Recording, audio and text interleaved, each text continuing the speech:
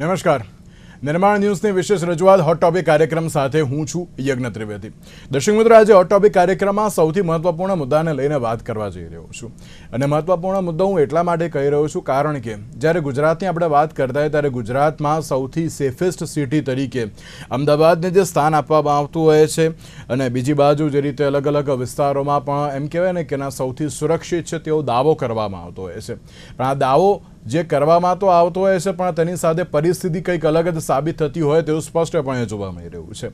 અત્યારે કાયદો અને વ્યવસ્થા જાળવવામાં જે ક્યાંક અત્યારે પોલીસ તંત્ર હોય કે પછી અન્ય અત્યારે જે તંત્ર હોય તે ક્યાંક અત્યારે એમ કહેવાય ને કે સફળ પુરવાર થયું નથી. કારણ કે પોલીસનો એક ડર હોવો એ બહુ જરૂરી છે અને અત્યારે અસામાજિક તત્વોને ક્યાંક પોલીસનો ડર રહ્યો ન હોય તે પ્રમાણેનું પરિસ્થિતિનું નિર્માણ પણ થયું છે. જેમાં અમદાવાદની વાત કરું તો અમદાવાદમાં એક જ મહિનામાં 7 જેટલી હત્યાની ઘટનાઓ સામે આવી છે અને ફાયરિંગની ઘટના પણ સામે આવી છે. જાહેરમાં મારામારીથી શહેર પણ ક્યાંક રક્તરંજિત કરી દીધું હોય તે પ્રમાણેની પરિસ્થિતિ સામે આવી રહી છે. એક બાજુ અમદાવાદ પોલીસ કમિશનર દ્વારા જાહેરનામું બહાર પાડવામાં આવતું હોય છે કે ના, હવે કોઈપણ આ પ્રકારની પરિસ્થિતિ જો થશે તો અત્યારે હાલ તો કાયદાકીય પગલાં લેવામાં આવશે. બધું જ અત્યારે યોગ્ય રીતે કરવામાં આવે છે પણ હજુ પણ કેમ અસામાજિક તત્વોને પોલીસનો ડર રહ્યો નથી તે એક સૌથી મોટો સવાલ જોવા મળી રહ્યો છે. તમામ મુદ્દાઓ પર આપણે ચર્ચા વિચારણા કરીશું. ચર્ચા વિચારણા કરવા માટે અમારી સાથે જોડી ગયા છે અંબાલાલભાઈ ચૌહાણ કે જેઓ નિવૃત્ત પોલીસ અધિકારી છે. સાથે સાથે જ સંતોષસિંહ રાઠોડ આપણી સાથે જોડી ગયા છે કે જેઓ સામાજિક કાર્યકર્તા છે. જે આ બંને સૌથી પહેલા તો સ્વાગત છે. જી અંબાલાલજી, શરૂઆત મારે આપનાથી કરવી છે. વધતી જતી જે આ ગુનાખોરી અત્યારે હાલ તો જોવા મળી રહી છે, અમદાવાદને સેફેસ્ટ સિટી તરીકે જે જાહેર કરવામાં આવ્યું હતું તેને લઈને ચર્ચાઓ પણ ઘણી બધી જોવા મળતી હતી. પણ શું આ સેફેસ્ટ સિટી છે? ગાંધીનું ગુજરાત અત્યારે હાલ તો ગુનાખોરીનું હબ બની ગયું હોય તે પ્રમાણેની પરિસ્થિતિ અત્યારે હાલ તો જે નિર્માણ પામી રહી છે અને તેમાં પણ હું વધારે નહીં પણ જો એક જ મહિનામાં 7 જેટલી હત્યાની ઘટનાઓ, જાહેરમાં ફાયરિંગ, જાહેરમાં પેલું મારામારીની ઘટનાઓ, પેલું છરો લઈને અત્યારે હાલ તો જે ફરવું એ પ્રમાણેની જે પરિસ્થિતિ સામે આવતી હોય છે, કઈ રીતે જોઈ રહ્યા છો આપ તેને? જો આ રીતે ગુનામાં એકાએક વધારો થયો હોય, એક મહિનામાં 7 જેટલા મર્ડર થયા હોય અને જાહેરમાં મારામારી અને એવા બનાવો વધતા હોય તો એ ખરેખર પોલીસની નબળાઈ છે એમ જણાઈ આવે છે. પોલીસે પોતાનું પેટ્રોલિંગ વધારવું જોઈએ, પહેલી વાત. બીજી વસ્તુ એ કે જ્યાં જરૂર જણાય ત્યાં અટકાયતી પગલાં લેવા જોઈએ. જેવી રીતે પેલી કહેવત છે કે prevention is better than cure. આજે કોઈ ગુનો બની જાય ને પછી પોલીસ દોડ કરે શોધવા માટે આરોપી કોણ છે કે આ કરનાર કોણ છે, એને બદલે પહેલાથી અટકાયતી પગલાં લીધા હોય, પેટ્રોલિંગ વધારી દીધું હોય અને જે તે જવાબદાર આવા કાર્યોમાં બની શકે એવા લોકો હોય એમને પહેલાથી એના ઉપર વોચ રાખી હોય તો એ પોલીસનું કામ વધારે સરળ બને અને પ્રજાને પણ એક શાંતિનો અનુભવ થાય. અને બીજી વાત એ છે કે પેટ્રોલિંગ ઉપર એટલા માટે જોર મૂકું છું કે કોઈ ગુનેગાર ગુનો કરવા માટે નીકળ્યો છે, કોઈ પણ XY છે અથવા તાત્કાલિક કોઈ જગ્યાએ ગુનો થવાની તૈયારીમાં છે અને ત્યાં જો પોલીસના માણસો, પોલીસની વાન, પોલીસની ગાડી ત્યાંથી નીકળે, ભલે માની લો કે પોલીસ ઇન્સ્પેક્ટરની ગાડી એમના વાઇફ માટે સબ્જી લેવા માટે જ ગઈ છે કે સાડી લેવા માટે ગઈ છે, એ જુદી વાત છે. પણ એ ગાડીને ફરતી જુએ એટલે સામાન્ય પ્રજાની વાત નથી કરતો પણ જે ગુનેગારો છે એ લોકો પણ પોલીસ ઉપર વોચ રાખતા હોય છે કે આજુબાજુ પોલીસ છે કે નહીં, અને પોલીસ ન હોય તો એ વધારે હિંમતથી પોતાના ગુનાને એ અંજામ આપે છે. એટલે આ બધું જોતા એવું લાગે છે કે પોલીસની કામગીરી ક્યાંક ને ક્યાંક નબળી પડી છે અને પોલીસને તો અમુક સંજોગોમાં વિધાઉટ વોરંટ પણ ધરપકડ કરવાની સત્તા છે. એટલે જ્યારે એવા યોગ્ય કેસો જણાય તો વગર વોરંટે પણ ધરપકડ કરી શકે છે. એક બોમ્બે પોલીસ એક્ટ 68-69 ની પણ જોગવાઈ છે કે ક્યાંક એમ લાગે કે અહીંયા ગુનો બને એવું છે તો એને તાત્કાલિક એરેસ્ટ કરી અને પછી એ બનાવ, અત્યારે ગણપતિના ઘણા બધી જગ્યાએ કથાઓ ને મૂર્તિઓ ને એનું પૂજન ને આ તે ચાલે છે. એટલે એવા પ્રસંગોએ પોલીસ વિધાઉટ વોરંટ પણ એરેસ્ટ કરી શકે છે અને કાયદો અને વ્યવસ્થા બરાબર જળવાવી જોઈએ. અને જે અત્યારે આ જાહેરમાં મારામારીના જે પ્રસંગો બને છે એના માટે આમ તો પોલીસ જે છે એનું એક જે મૂળભૂત પરિબળ છે ત્યાં સુધી પોલીસ પહોંચી શકતી નથી. પણ પોલીસ જે ક્યોર જે કરે છે એ ખાલી જે બનાવ બને છે ને એના કારણે જે પરિસ્થિતિ ઉદ્ભવે છે એમાં એ કામ કરે છે. પણ કોઈ માણસ ટેન્શનમાં છે, ક્યાંક કોઈને દેવું છે, ક્યાંક નોકરીઓ નથી મળતી, ક્યાંક બીજા કોઈ લવના અફેર્સના એવા બધા પ્રોબ્લેમ હોય છે, ક્યાંક ઈગો પ્રોબ્લેમ હોય છે, ક્યાંક અડોશી પડોશીના માલ મિલકતના એવા ઝઘડાઓ હોય છે. એટલે આ બધા કારણો જે છે એના માટે જે તે વખતની સામાજિક પરિસ્થિતિ, જે તે વખતની રાજકીય પરિસ્થિતિ અને જે તે વખતની આર્થિક પરિસ્થિતિ છે એ જવાબદાર છે. આમ છતાં આના ઉપર છોડી અને પોલીસ પોતાની જવાબદારીમાંથી છટકી તો ન જ શકે. એટલે મેં કહ્યું એમ પેટ્રોલિંગ છે, અટકાયતી પગલાં છે, અને માની લો કે ગુનો બની ગયો, તાત્કાલિક એની જે ગુનેગારો છે એ એમને ઝડપી લે અને પરિસ્થિતિ છે એ કોમન બની જાય, એ પણ જોવાની પોલીસની ફરજમાં આવે છે.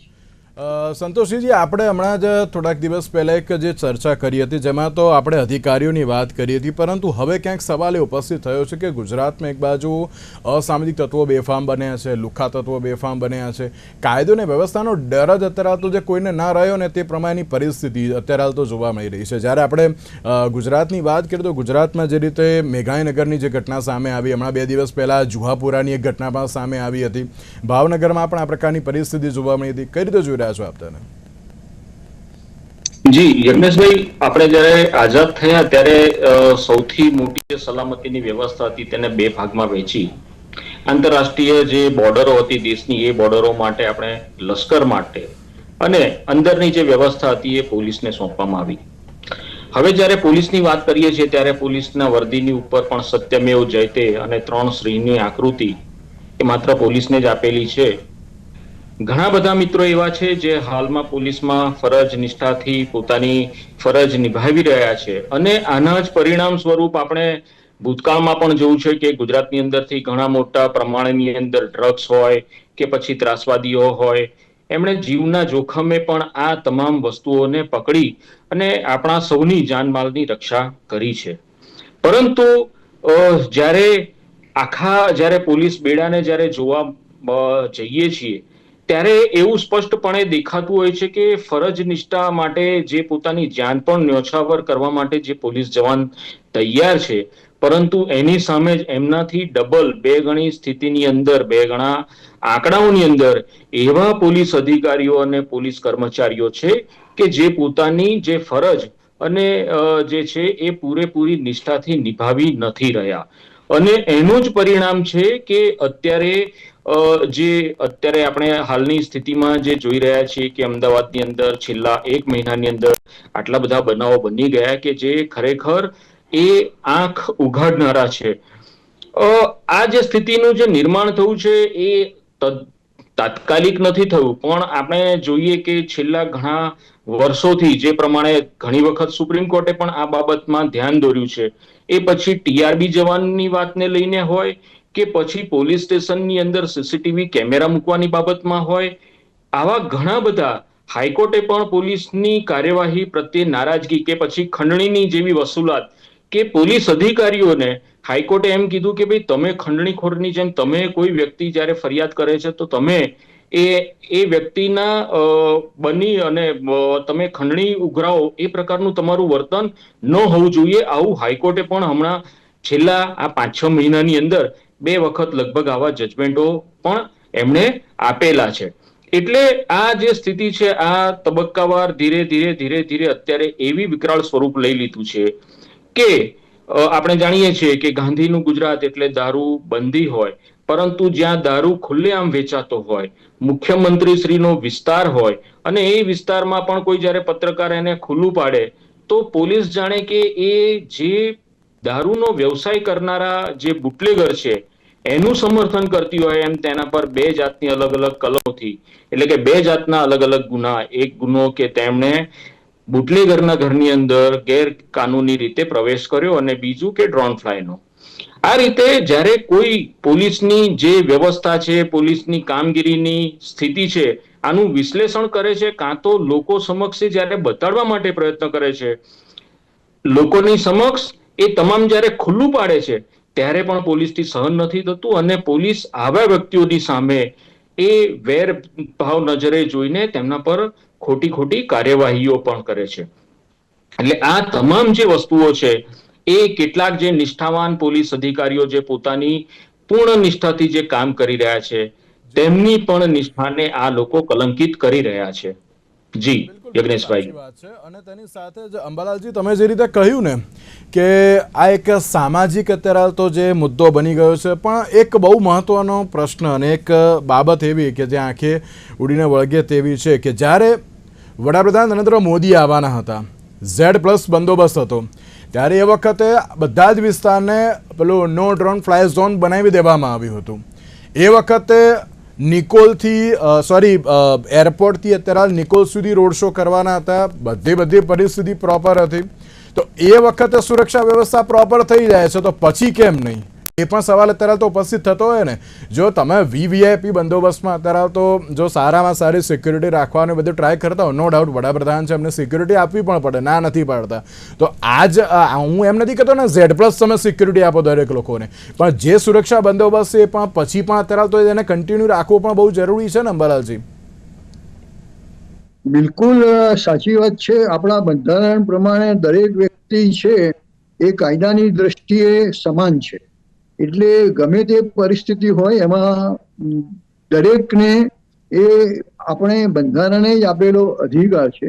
અને માત્ર એમ કે VVIP બંદોબસ્ત હોય ત્યારે જ બધા એમ એ એલર્ટ હોય નહીં હોય, એનું એક કારણ એ પણ છે કે આવા બંદોબસ્તમાં ચૂક થાય તો એ સજા ભોગવવી પડે છે. એટલે એ વખતે વધારે એલર્ટ રહે છે પોલીસ, એ એક હકીકત છે.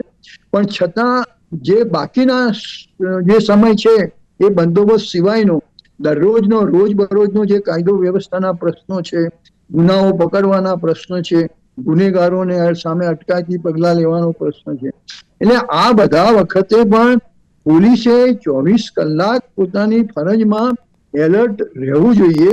અને માત્ર પોલીસે જ નહીં, દરેક તંત્ર જે કોઈ હોય, ચાહે રેવન્યુ ડિપાર્ટમેન્ટ હોય, ચાહે સેલ ટેક્સ હોય, ચાહે ઇન્કમ ટેક્સ વાળા હોય, રેલવે ડિપાર્ટમેન્ટ હોય, દરેકે તો જ આ જે ઓવરઓલ જે પરિસ્થિતિ છે કાયદો ને વ્યવસ્થાની, અને બધું બરાબર સુમેળે ચાલતું રહે તો જ એ સમાજ જે છે એને એનો લાભ તો જ મળી શકે. આપણે જોઈએ છીએ અને સાંભળીએ પણ છીએ, ઘણી વખત વાંચીએ પણ છીએ કે દાખલા તરીકે જાપાન જેવા દેશોમાં ત્યાંના જે નાગરિકો છે એટલા બધા સભાન હોય છે કે રસ્તામાં ધારો કે એક મોટો પથ્થર પડ્યો છે તો ગાડીઓ, આપણે ત્યાં ગાડી આડી અવળી લઈ લેશે અથવા એ છે, ત્યારે જાપાનમાં માણસ વ્યવસ્થિત ત્યાં ગાડી રોકી અને એ પથ્થર છે ઉઠાવી અને બાજુમાં જ્યાં મૂકવાનો હોય ત્યાં મૂકી દેશે. આપણે ઘણી વખતે ઘણી જગ્યાએ ઘણા ગુનાઓ જોઈએ છીએ પણ કોઈને એમાં પડી હોતી નથી. દાખલા તરીકે હમણાં જે પેલા એક્સિડન્ટના અને ગાડીમાંથી ઉતરી અને ચેસ કરી અને પોલીસ કર્મચારીએ પોતે જ પેલાને છરી મારી. એટલે it is very dangerous for the society.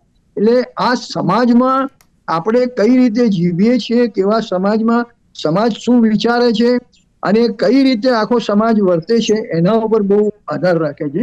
After all police પણ એ જ સમાજમાંથી આવે છે અને એ સમાજની જે માન્યતાઓ છે એ જ માન્યતાઓ અને એ જ પ્રમાણેની એની વિચાર અને શક્તિ અને એની જે બિહેવિયર છે, વર્તણૂક છે, વાણી વર્તણૂક, એ પણ બધું એ જ રીતે રહેવાનું છે. એટલે સમાજના જે કહેવાતા સામાજિક કાર્યકરો છે, સમાજના લીડરો છે, પોલિટિકલ લીડરશીપ છે અને બીજા વ્યક્તિઓ, આપણે ધાર્મિક વ્યક્તિઓ છે, ધાર્મિક ગુરુઓ છે, દરેક ધર્મના, ખાલી હિન્દુ ધર્મ કે મુસ્લિમ ધર્મની વાત નથી પણ દરેક લોકો, એટલે એ લોકો પણ સમાજને વ્યવસ્થિત રીતે, યોગ્ય રીતે એને દોરવણી આપે. અને દરેક સરકારી સંસ્થાઓ પણ જે છે, સામાજિક સંસ્થાઓ છે, વેલફેર જે લોકોનું કરનારી સંસ્થાઓ છે, એ બધાએ પણ એક સારા કોઓર્ડિનેશનથી કામ કરવું જોઈએ, સુમેળભર્યું કામ કરવું જોઈએ. અને પોલીસે એમાં સૌથી વધારે ભાગ ભજવવાનો હોય છે અને એના માટે પોલીસની લીડરશીપ છે એ બહુ અગત્યનો ભાગ હોય છે. દરેક પોલીસ સ્ટેશનમાં, દરેક વિભાગમાં જ્યાં જ્યાં પણ આવું બધું ગેરકાયદેસર જે કોઈ ચાલતું હોય એ બાબતે સજાગ થઈ અને એમાં પગલાં લેવા જોઈએ એવું મારું માનવું છે. અને એમાં સમાજનો કોઈ પણ વિભાગ એમાંથી અલગ નથી. એની પણ પૂરેપૂરી એ સમાજે પણ સતર્કતા વાપરવી જોઈએ અને જરૂર જણાય ત્યાં પોલીસની મદદ પણ લેવી જોઈએ, પોલીસને મદદ કરવી પણ જોઈએ. દાખલા તરીકે તમારી બાજુમાં એમ કે કોઈ અડ્ડો ચાલે છે તો તમારે તાત્કાલિક નજીકના પોલીસ સ્ટેશનમાં જાણ કરવી જોઈએ. એ લોકો ન સાંભળે તો ઉપર કમિશનરને અથવા ઇવન ગૃહ પ્રધાનને પણ જાણ કરવી જોઈએ. ક્યાંક બીજા કોઈ બનાવો બન્યા હોય અથવા બનવાની શક્યતા હોય તે બાબતે પણ અરજી કરવી જોઈએ, જેથી અટકાયતી પગલાં લઈને એ બનાવો અટકાવી શકાય. અને છેલ્લે ધારો કે જ્યારે પણ બનાવ બની ગયા તો એની પાછળ FIR બીજો જે નોંધી અને જે કોઈ એની ઇન્વેસ્ટિગેશન છે પ્રોપર કરી અને ગુનેગારોને છેક સુધી સજા થાય એ પણ જોવું જોઈએ. અને એ બધાની અમે ફરજમાં આવે છે. પોલીસની ખાસ એ વિશેષ ફરજ છે. એટલે આ રીતે પોલીસ ખાતાની જો લીડરશિપ વ્યવસ્થિત પોતાનું કામ કરે તો મને લાગે છે કે આપણે ઘણા બધા સુધરી જઈશું. અને બીજી વાત એ છે કે જે આ ગુનાનો આંકડો જે એકાએક વધી ગયો છે એ પણ કંટ્રોલમાં આવશે. બિલકુલ બિલકુલ સાચી વાત છે. સંતોષજી, આપ શું કહેશો? કારણ કે એક પ્રોટોકોલ રાખવો બહુ જરૂરી છે, એમાં ના નહીં. કારણ કે વડાપ્રધાન છે કે ના, એમને અત્યારે તો પૂરેપૂરી સિક્યુરિટી આપવી જ જોઈએ. પણ હું એની ચલો આપણે એની વાતને પણ સાઈડમાં રાખીએ, પણ જે નોર્મલ બંદોબસ્તની વાત છે, નોર્મલ અત્યારે હાલ તો કાયદો અને વ્યવસ્થાની પરિસ્થિતિને કંટ્રોલમાં રાખવાની બાબત હોય, પરંતુ એ પણ ક્યાંક જોવા મળતું નથી. જો એમાં એક ઉદાહરણરૂપ કાર્યવાહી કરી હોત તો અત્યારે આજે જે મેઘાણીનગરવાળો કિસ્સો ના બનત, કે ના પછી અત્યારે હાલ તો જે કહી શકાય કે જુવાપુરાવાળો પણ કિસ્સો અત્યારે હાલ તો ના બનત. બીજી બાજુ જ્યારે કચ્છની વાત કરું તો કચ્છમાં પણ 2 ભાઈ સહિત 3 યુવકો પર 20 જેટલા શખ્સોએ હુમલો કર્યો છે. વડોદરામાં પણ આ બાબત સામે આવી. ગઈકાલે રાજકોટમાં પણ જે ખુલ્લી તલવારો લઈને અત્યારે તો જે લોકો ફરી રહ્યા છે એમને ક્યાંક અત્યારે ડર જ નથી. એટલે જો આ અત્યારે સામાન્ય નાગરિકની સુરક્ષાને લઈને સવાલ ઉભા થઈ રહ્યા છે. ખુલ્લી તલવારો સાથે ફરવું એ ખરેખર બહુ ડેન્જરસ છે સમાજ માટે. અને એવા લોકોને તો તાત્કાલિક એને એરેસ્ટ કરી શકાય છે. અને નોટ ઓનલી દેટ, પણ એમને લાંબા સમય સુધી જામીન ન મળે અથવા એમના ઉપર દંડ પણ થાય. બોમ્બે પોલીસ એક્ટમાં પણ એવી બધી જોગવાઈઓ છે અને CRPC IPCમાં પણ જોગવાઈઓ છે. એટલે પોલીસે ખરેખર આવી જ એવી બાબતોમાં બરાબર સ્ટ્રિક્ટલી પગલાં લેવા જોઈએ. બિલકુલ બિલકુલ. સંતોષજી, શું કહેશો આપ? જી બિલકુલ. કાયદો અને વ્યવસ્થાના માટે તો તમામ નિયમો બનેલા જ છે ઓલરેડી. ચૌહાણ સાહેબે જણાવ્યું કે આ પગલાં લેવા જોઈએ, પણ બિલાડીના ગળે ઘંટ કોણ બાંધે એના જેવી વાત થઈ છે. કારણ કે જે અસામાજિક તત્વો છે તેમને દૂધ પીવડાવીને એવા મોટા બિલાડા બનાવી દીધા છે કે તેમના મનમાં હવે પોલીસનો કોઈ ડર નથી રહ્યો. અને નંબર 2 કે જે સામાજિક વ્યવસ્થાઓની વાત ચૌહાણ સાહેબે કરી કે એ વ્યક્તિગત હોય કે પછી રાજકીય રીતે હોય, પરંતુ રાજકીય પક્ષો દ્વારા પણ જે રીતે છાવરવામાં આવે છે ગુંડા તત્વોને, અને એ છાવરવાના કારણે પણ ગુંડા તત્વોની એવી તાકાત વધી ગઈ છે કે તેઓ પોલીસને કંઈ પણ ગાંઠતા નથી. નાના નાના કિસ્સાઓ તમે જેમ જણાવ્યા એમ હમણાં જ બનેલો એક કિસ્સો કે જે અમારા વિસ્તારમાં બન્યો હતો, જશોદાનગરમાં એક બહેને આત્મવિલોપન કર્યું કેરોસીન છાંટીને. કોર્પોરેશનના અધિકારીઓ સમક્ષ 3 દિવસ સુધી સતત લડવા પછી FIR નોંધાઈ. શું FIR નોંધવા માટે સામાન્ય લોકોએ કોઈ એના માટે આંદોલન કરવાની જરૂર પડે ખરી?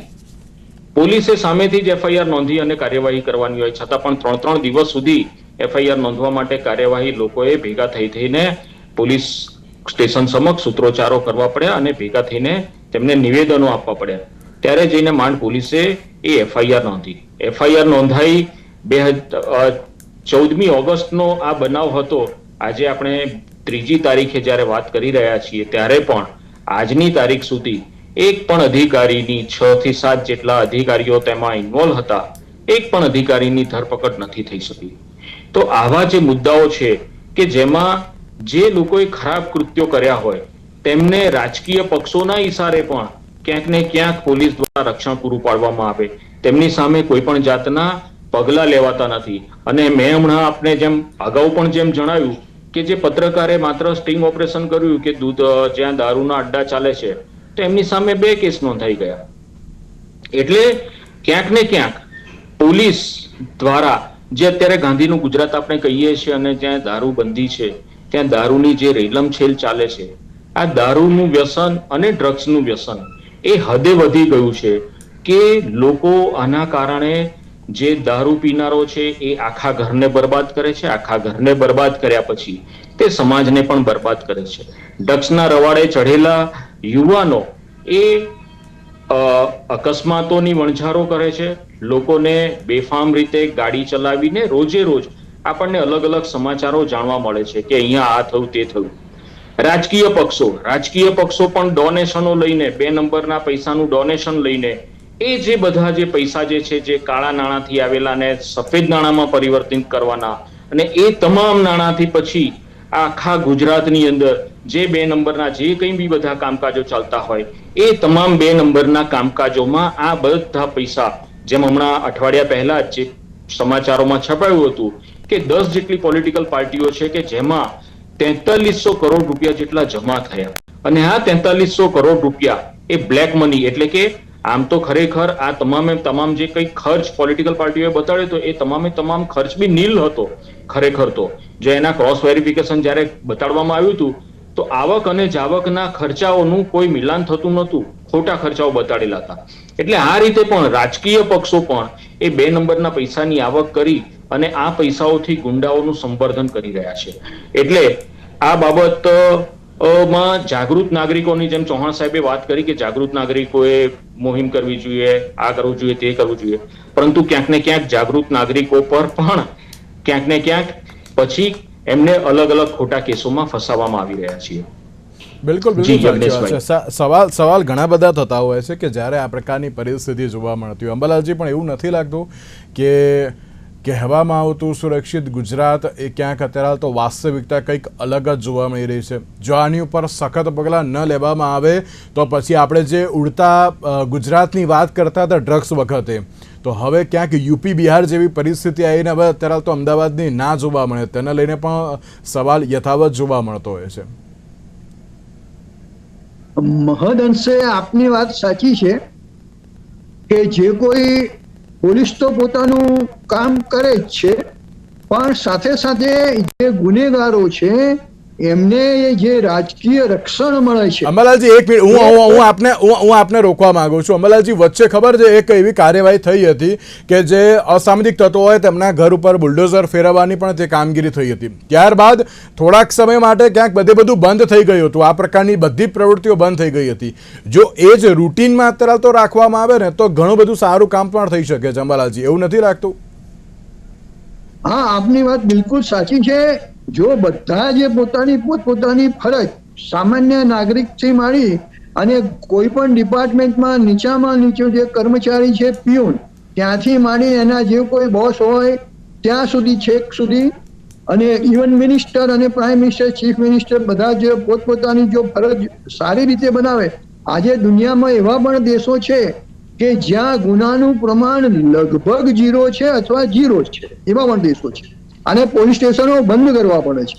ત્યારે આપણે ગુજરાતમાં જ હમણાં જે કહ્યું કોઈ ગાંધીનું ગુજરાત, પણ તો પછી આપણે ગિફ્ટ સિટીમાં દારૂની રીલમછેલ શા માટે કરવી પડે છે? શા માટે આપણે ત્યાં છૂટ આપવી પડે છે? અને જો દારૂની છૂટ આપવાથી જો વેપાર ધંધો વધતો હોય તો શા માટે સમગ્ર ગુજરાતમાં ના કરવું જોઈએ? આવા પણ પ્રશ્નો આપણે તાર્કિક રીતે એમાં વિચારી શકીએ. તો એક બાજુ આપણે દારૂની છૂટ આપીને એમ કે ત્યાં એની જરૂર છે, મોટા કોર્પોરેશનો છે, બહારથી મોટા મેનેજરો અને મેનેજિંગ ડિરેક્ટરો એ લોકો આવતા હોય છે. એટલે સમાજે, અને બીજી વાત એ છે કે લગભગ આખા ઇન્ડિયામાં ગુજરાત અને એવા બીજા 2-4 જે કોઈ રાજ્યોને છોડીને દરેક જગ્યાએ દારૂબંધી નથી. અને ગાંધીનું માત્ર ગુજરાત નથી, ગાંધીનો તો આખો ભારત દેશ છે. તો આખા ભારત દેશમાં કાં તો દારૂબંધી કરો. એટલે આવા બધા પ્રશ્નો જે છે અને જે એમાં એનોમલીસ જે છે, જે વિડંબના છે, એકબીજાની પરસ્પર જે વિચારધારાઓ વિરોધી હોય છે, એ એક વાત છે. અથવા આપણે તાર્કિક રીતની વાત કરીએ, પણ બીજી બાજુ એ પણ છે કે જ્યાં જે પણ પ્રકારના કાયદા છે એ ત્યાંની પ્રજાએ ચૂંટાયેલા પ્રતિનિધિઓ મારફતે MLA હોય, વિધાનસભા હોય, એ લોકોએ કરેલા છે. એટલે એ કાયદા, જે કોઈ કાયદો હોય એનો બરાબર ચુસ્ત અમલ થવો જોઈએ ને થવો જોઈએ. અને બિલકુલ. દાખલા તરીકે ડ્રગ્સ હમણાં વચમાં એકદમ વધી ગયેલું હતું અને અત્યારે પણ ચાલુ હશે. ફક્ત ફરક એટલો છે કે અત્યારે પકડાતું નથી. એ જ રીતે દારૂનું પણ છે. પણ આ જે જાહેરમાં જે ગુનાખોરી જે વધી ગઈ છે, હિંસાખોરી જે વધી ગઈ છે, અને એને પોલિટિકલ એને શરણાગતિ અથવા પોલિટિકલ લોકો એને આશ્રય આપે છે, પૈસા પણ મળતા હશે અને બીજા પણ ગેરકાયદેસર ધંધા થતા હશે. એને જો રાજકીય સંરક્ષણ મળી જાય તો પછી વચ્ચે અધિકારીઓ પણ પોતાના હાથ પાછા ખેંચી લે છે. એ પણ લોકો પોતાની ફરજમાંથી ચૂક કરે છે અને સામાન્ય કર્મચારીનું તો ગજું જ નથી. એને અત્યારે દાખલા તરીકે અહીંયા વ્યવસ્થિત કોઈ PSI કામ કરતો હોય અને એને કોઈ કારણસર ઓકે અમરલાલજી છે રાજકારણીય, બિલકુલ. એટલે સવાલ ઘણા બધા છે. જી બિલકુલ, સવાલ ઘણા બધા છે. હવે જે અમરલાલજી, હું આપને રોકવા માંગુ છું. એક 63 સેકન્ડ. સંતોષજી, શું લાગે છે કે ના કાર્યવાહી થશે તેમ? જી, આશા તો અમર છે, એટલે આશા સિવાય તો બીજું રાખી ના શકાય. એટલે ચોક્કસ આશા તો છે જ કે કાર્યવાહી થવી જોઈએ, પરંતુ આમાં ક્યાંક ને ક્યાંક ન્યાયતંત્રએ પણ પોતાના જે છે એ પ્રકારના જે નિર્ણયો છે એ પણ આપવા જોઈએ. અને આવી કાર્યવાહીઓ જ્યારે થતી હોય તો એ કાર્યવાહીઓની જેમ આપણે ફાસ્ટ ટ્રેક ચલાવવામાં આવતા હોય છે અલગ અલગ કેસોના, તો આવા કેસોની અંદર ફાસ્ટ ટ્રેકમાં કેસ ચલાવીને ફટાફટ નિર્ણયો આપવા જોઈએ કે જેથી કરીને સમાજની ઉપર એક દાખલો બેસે. ઓકે, આ બંને અમારી સાથે જોડાયા, આ બંનેનો ખૂબ ખૂબ આભાર. તો દર્શક મિત્રો, એક બાજુ જે રીતે ગુજરાતમાં વધતી જતી ગુનાખોરી તો છે, હવે આગામી સમયમાં પોલીસ દ્વારા હવે કેવી રીતની કાર્યવાહી કરવામાં આવશે અને ઉદાહરણરૂપ કાર્યવાહીની પણ બહુ જરૂરિયાત છે, એ હવે કેવી રીતની કરવામાં આવશે તો આવનારો સમય જ બતાવશે. આજના વિશેષ કાર્યક્રમમાં અમને આપશો. નમસ્કાર.